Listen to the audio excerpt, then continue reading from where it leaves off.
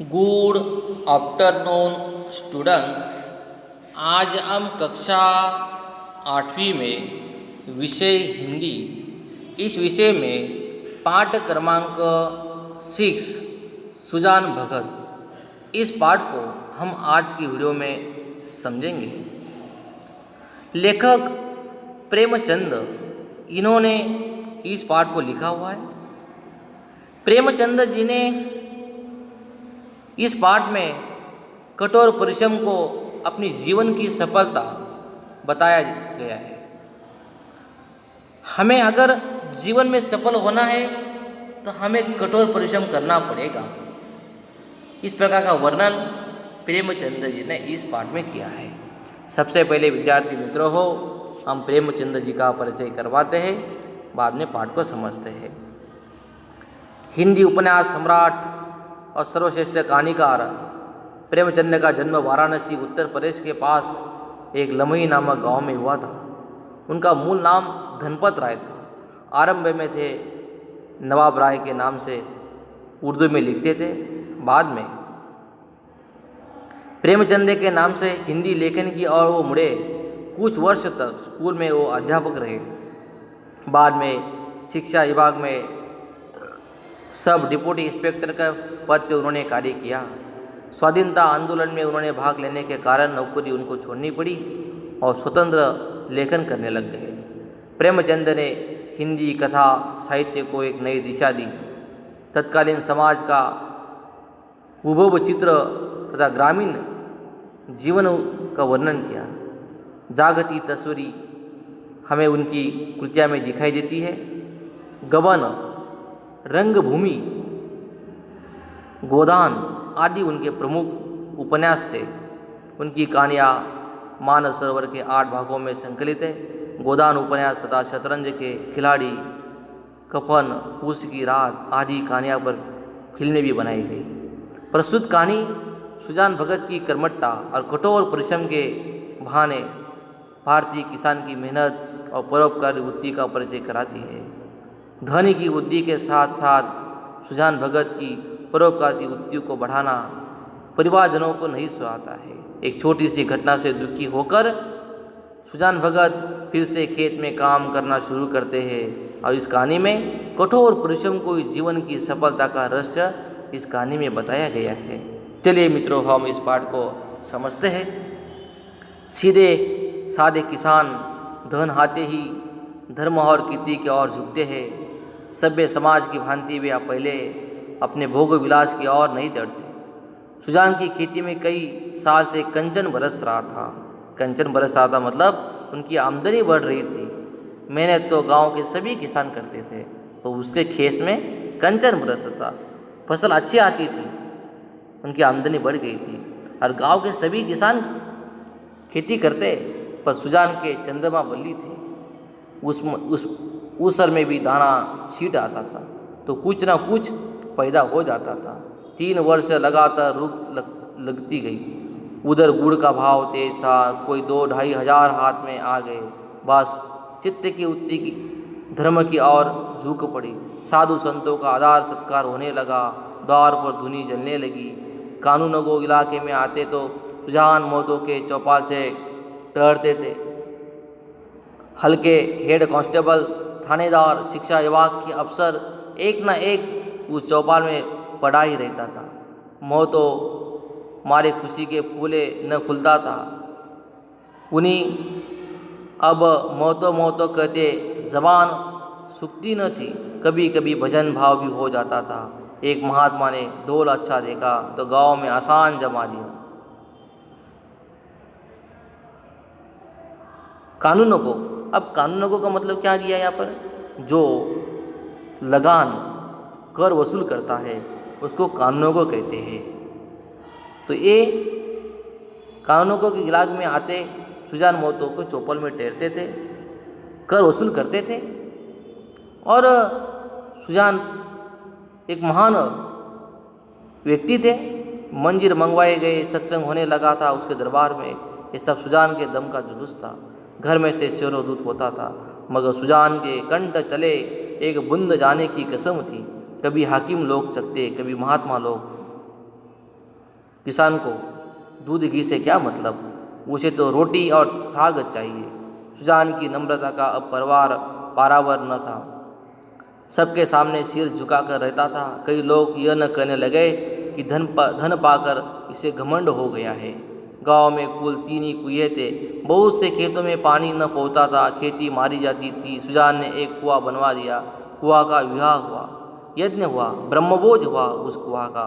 जिस दिन कुएं पर पहली बार पूरा चला, सुजान को मानो चारों पदार्थ मिल गए जो गांव में किसी ने न किया था। वो बाप दादा के पुण्य प्रताप से सुजान ने करवा कर वहाँ पे दिखवाया था मित्रों को। एक दिन गांव में गया के यात्री आकर ठहरे। सुजान की दार पर उनका भोजन बना। सुजान के मन में भी गया करने की बहुत दिनों से इच्छा थी। ये अच्छा अवसर देखकर वह भी साथ चलने को तैयार हो गए। उसकी स्त्री बुलाकी ने कहा, अभी रहने दो, अगले साल अपन चलाएंगे। सुजान ने गंभीर भाव से कहा, अगले साल क्या कौन जानता है। धर्म के काम में मीन में निकालना अच्छा नहीं है।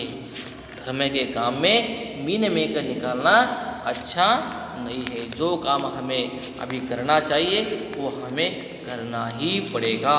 धर्म के काम में हमें कभी तकलीफ नहीं देना चाहिए। गलती बताना, ढूंढना ये सही नहीं है। और इसलिए उन्होंने कहा, बोला कि हाथ खाली हो जाएगा। सुजान, भगवान की इच्छा होगी तो फिर रुपए हो जाएंगे, उसकी या किसी बात की कमी है। बोला कि इसकी क्या जवाब देती। सत्कार्य में बाधा डालकर अपनी मुक्ति क्यों बिगाड़ती है। प्रातःकाल स्त्री और पुरुष गया करने चले गए। वहाँ से लौटे।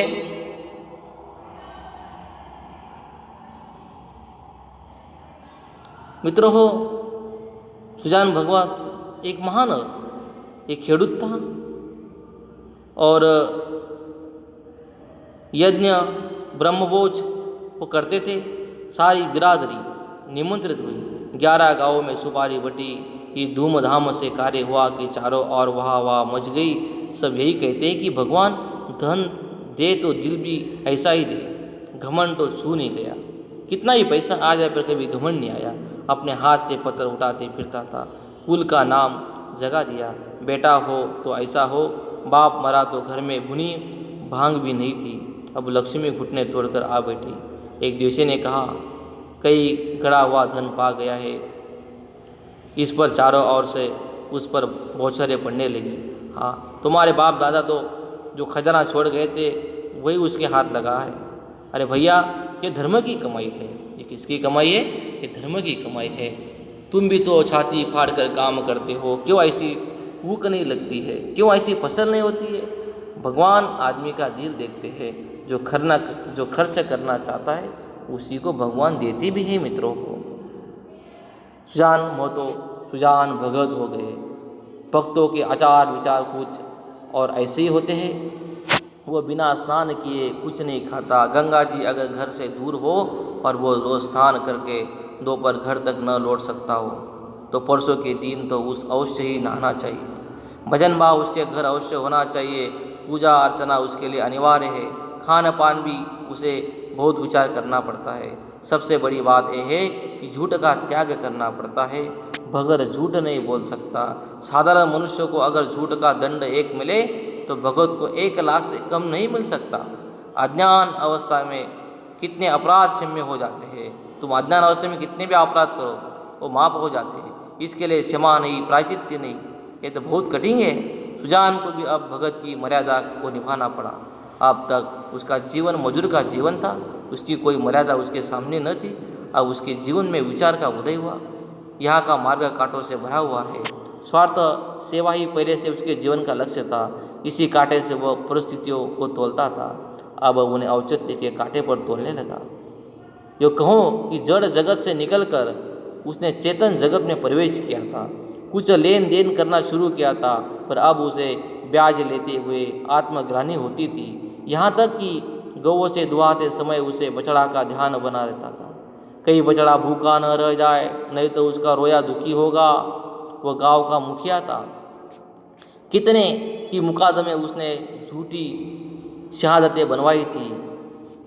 कितनों से दांड लेकर मामले की रफा दफा कर दिया था। अब इन व्यापारियों से गुनाह होती थी, झूठ और प्रपंचों से क्रोशों से भागता था।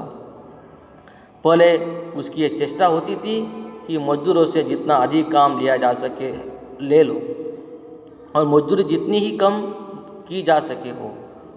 काम ज़्यादा जितना ले सके उतना ले लो, और जितना कम मजदूरी दिया जाए उतना दो। पर अब उसे मजदूर के काम की कम मजदूरी अधिक चिंता रहती है। कई बेचारे मजदूर हो या दुखी ना हो, उसके दोनों जवान बेटे बात बात में उस पर फप्तियाँ कसते थे। यहाँ तक कि बुलाकी भी अब उसे कोरा भगत समझने लगी, जिसे घर के भले बुरे से कोई प्रयोजन न था। चेतन भगत में आकर सुजान भगत ये कोरे रह गए। उसकी पत्नी और उसके लड़के उसके साथ अच्छे से व्यवहार नहीं करते थे। सुजान के हाथों से धीरे धीरे अधिकार छीने जाने लगे।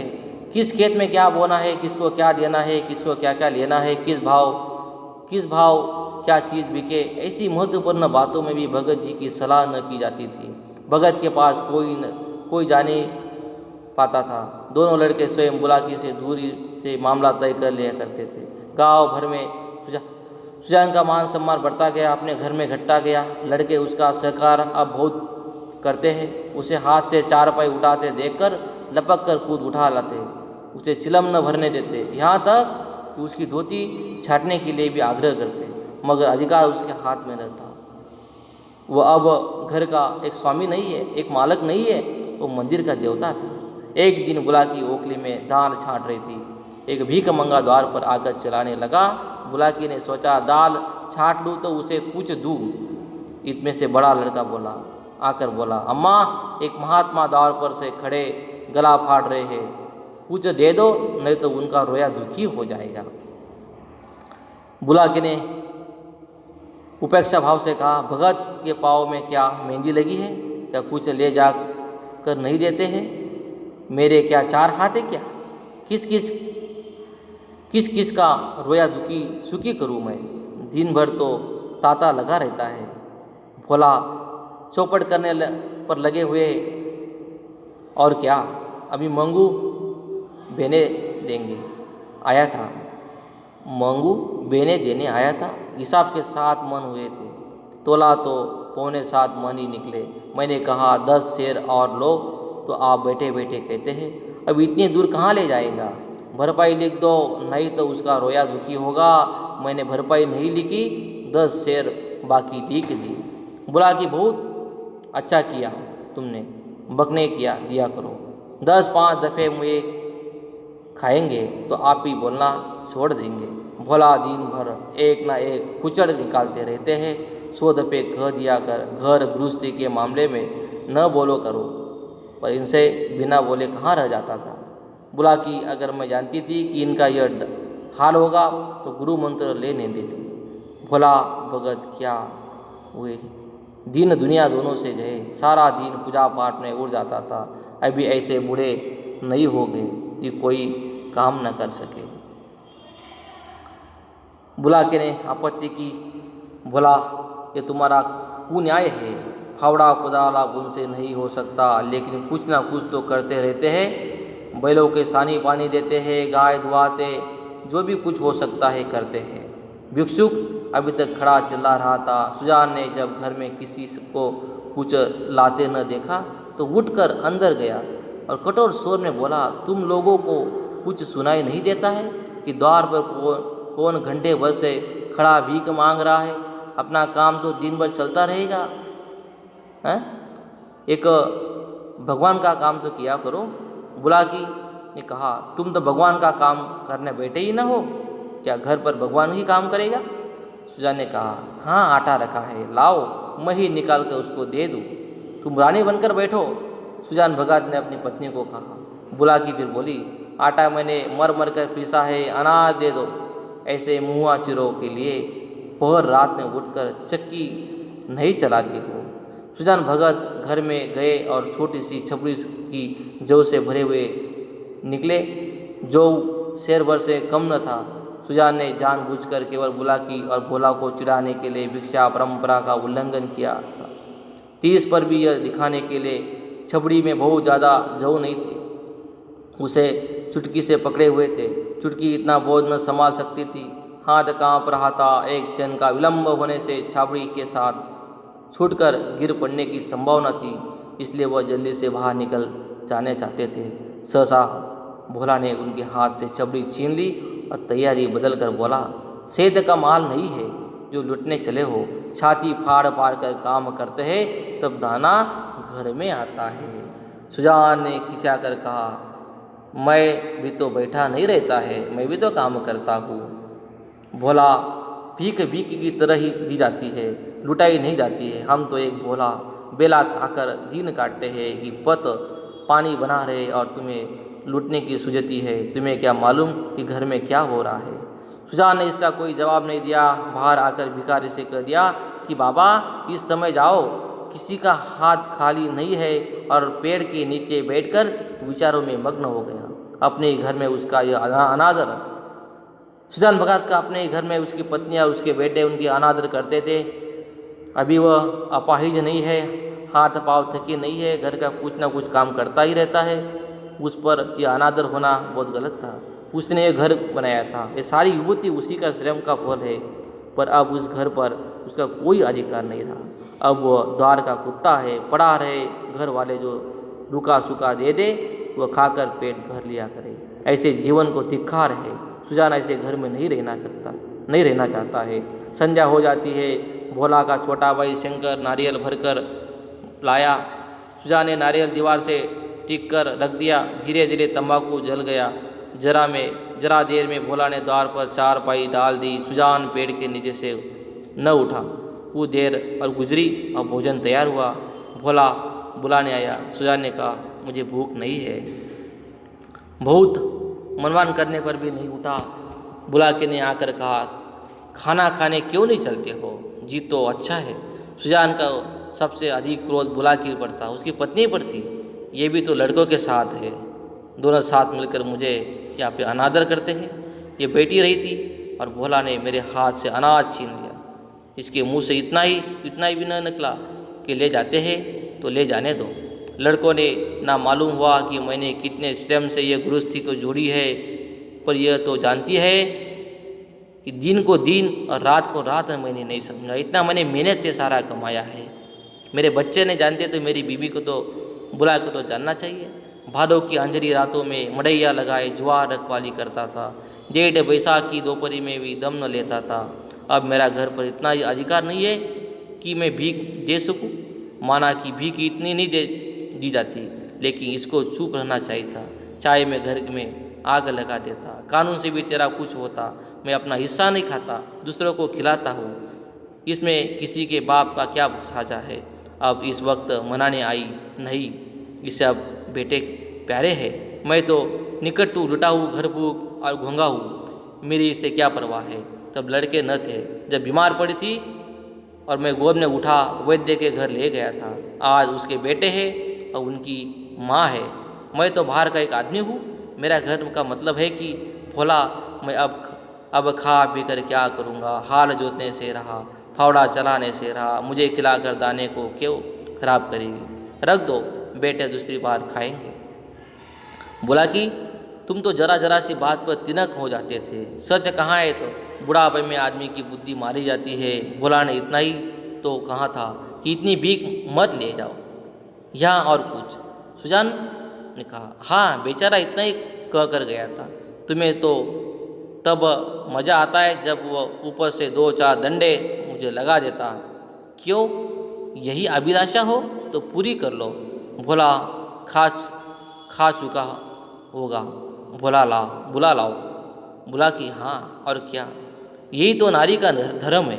अपना भाग सराहो कि मुझे जैसी सीधी पाली, जिस बल चाहते हो बिठाते हो, ऐसी मुँह जा रही होती तो तुम्हारे घर में एक दिन निभा न हो। सुजान, हाँ भाई, वो तो मैं ही कह रहा हूँ कि तुम देवी थी और हो। मैं तब भी राक्षस था और अब तो दैत्य हो गया हूँ। मैं बेटे कमाऊ है, उनकी सी न कहोगी तो क्या मेरी कहोगी। मुझे अब क्या लेना है देना है। बोला कि तुम झगड़ा करने पर तुले हो। मैं झगड़ा बचाती हूँ कि 4 आदमी हंसेंगे। चल कर खाना खा लो सीधे से, नहीं तो मैं भी जाकर सो जाऊंगी। बुलाकी ने सुजान भगत से कहा। सुजान भगत ने कहा, तुम भूखी क्यों सोएगी? तुम्हारे बेटों की कमाई है। हाँ, मैं भारी आदमी हूँ। बुलाकी ने कहा, बेटे तुम्हारी भी तो है। सुजान, नहीं, मैं ऐसे बेटों से बाज आया, किसी और से बेटे होंगे। मेरे बेटे तो होते तो क्या मेरी ये दुर्गति होती क्या? बुलाकी, गालियाँ दूंगे तो मैं कुछ कह बैठती, सुनती थी। मर्म बड़े समझदार होते हैं, पर तुमसे न्योरे हो। आदमी को चाहिए कि जैसा समय देके वैसा काम करे। अब हमारा और तुम्हारा निवाह इसी में कि नाम के मालिक के बने रहे, और वही जो करे जो लड़कों को अच्छा लगे। ये बात समझ गई, तुम क्यों नहीं समझ पाते? जो कमाता है उसी घर में राज होता है। ये दुनिया का दस्तूर है। मैं बिना लड़कों से पूछे कोई काम नहीं करती। तुम क्यों अपने मन की करते हो? आधी रोटी खाओ, भगवान का भजन करो, पड़े रहो, चलो खाना खा लो। अब बुलाकी सुजान भगत को यहाँ पे मना रही है। अब मैं द्वार का कुत्ता हूँ। बुलाकी, बात जो थी वो मैंने कह दी, अब अपने आप जो चाहे वो समझो। सुजान न उठे। बुलाकी हार कर चली जाती है। सुजान के सामने अब नई समस्या खड़ी हो गई। बहुत दिनों के घर का स्वामी था, अब तो ऐसा समझता है परिस्थिति में कितना उलट फेर हो गया है, इसकी उसे खबर नहीं थी। उसके लड़की उसकी सेवा सम्मान करते हैं, यह बात उसे भ्रम में डालते हुए भी थे। लड़के उसके सामने चिलम नहीं पीते, खाट पर नहीं बैठते। क्या यह सब उसके गृहस्वामी होने का प्रमाण न था? पर आज उसे ज्ञात हुआ कि यह केवल श्रद्धा थी, उसके स्वामित्व का प्रमाण नहीं। क्या इस श्रद्धा के बदले वो अपना अधिकार छोड़ सकता है? कदापि नहीं। अब तक जिस घर में राज किया उसी घर में पराधीन बनकर वो नहीं रह सकता है। उसकी श्रद्धा की चाह नहीं, सेवा की भूख नहीं, उसे अधिकार चाहिए। वो इस घर पर दूसरों का अधिकार नहीं देख सकता, मंदिर का पुजारी बनकर नहीं रह सकता। न जाने कितनी रात बाकी थी। सुजान ने उठकर गंडासे में बैलों का चारा काटना शुरू किया। सारा गांव सोता था, वो सुजान कर भी काटे रहे थे। इतना श्रम उन्होंने